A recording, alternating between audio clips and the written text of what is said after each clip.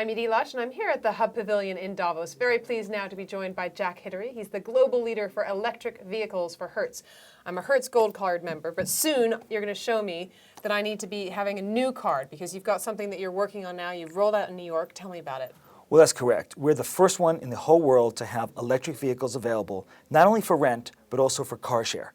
So this is not just for traveling around the world, although it's great for that, but also in town, in cities, you can now use electric vehicles on a car share hourly basis wherever you're going. So tell me how it works. If I've got this card and I want to go to, I don't know, from Heathrow to driving around London, and then I want to get on a train and go to Bristol or something like that, what would happen? Exactly. We're launching in London pretty soon. And we haven't announced the exact date yet, but it's coming in the next few months.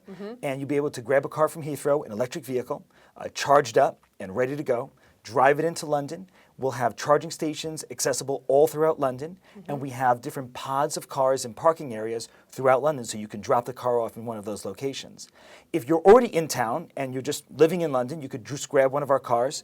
What's great is you don't have to go to a counter. You don't have to go to see a person. You can now just go online using an iPhone, an iPad, the web, a BlackBerry. You can reserve the car, say at 2 o'clock on Thursday, and then you can go up to the car, swipe this card, and bingo, you just open the car. You don't need keys anymore.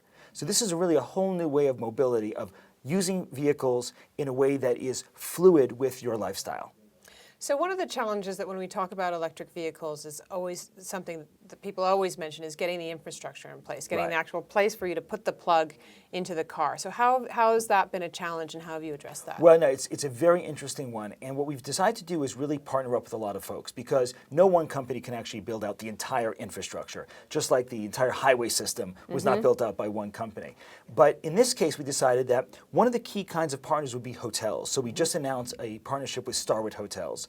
Starwood's got a great number of hotels all around the world, and coming to a Starwood near you will be a charging station at that Starwood, so that when you land, say, at Heathrow, or land from Heathrow to New York and land in New York, you could drive to, say, for example, the Element Hotel in New York, which is a Starwood hotel. You can charge up at that location one of our electric vehicles and drive it all around the city. So hotels are one partner. Utilities are a second partner that are critical to this infrastructure equation that you're referring to.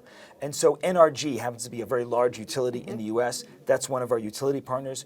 We'd like to have more utility partners in the UK, looking for those in China and other places as well. So utility partners are a second kind of partnership. But partnership in general will be the critical way to build out this infrastructure. Not just governments, but also private-to-private partnerships as well, just like we did. So what do you mean by private-to-private partnerships? Can you give me an example about how Well, that an works? example, again, is Hertz and Starwood, where they're providing infrastructure in terms of a place to park and a charging station, and we're providing vehicles co-located for the guests there. Other examples would be with other kinds of retailers. So imagine if you're driving one of our EVs and you want to go visit a very large retailer.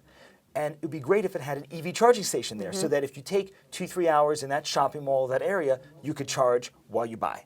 And so these are the kinds of partnerships that I think will really build this out very, very quickly in the very near term. How do you deal with places like London, for example, where parking is at a premium, and you're always driving around thinking, where am I going to park? And actually you do think quite often, I'm not going to drive because there's going to be nowhere to park. Yeah, that's really the upside of this car sharing concept. So why is car sharing taken off so quickly?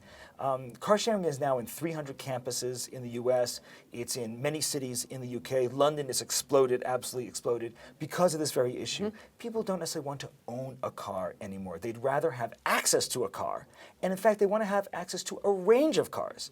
So you can say really that car sharing gives you more options than just owning one personal car. You could drive a Leaf one day, you can drive another kind of EV another day. You can really mix and match every single day of the week. In terms of the parking, what's great about car sharing is we provide the parking spaces. We have already arranged with the parking lots where to park. So that really takes it out of the equation. Jack, thank you very much for coming. And if people want to know more about this program, where should they look? They can go to hertzev.com. It's pretty easy. Yeah. I like it. All right, I'm going to be signing up for my, what is it, the Connect by Hertz? It's our Connect by Hertz service. So Okay. you can go to connectbyhertz.com/EV, but even easier is just hertzev.com. I'll be going there soon. Jack, thanks very much for coming you, Edie. into the pavilion here in Davos, and I'm Edie Lush.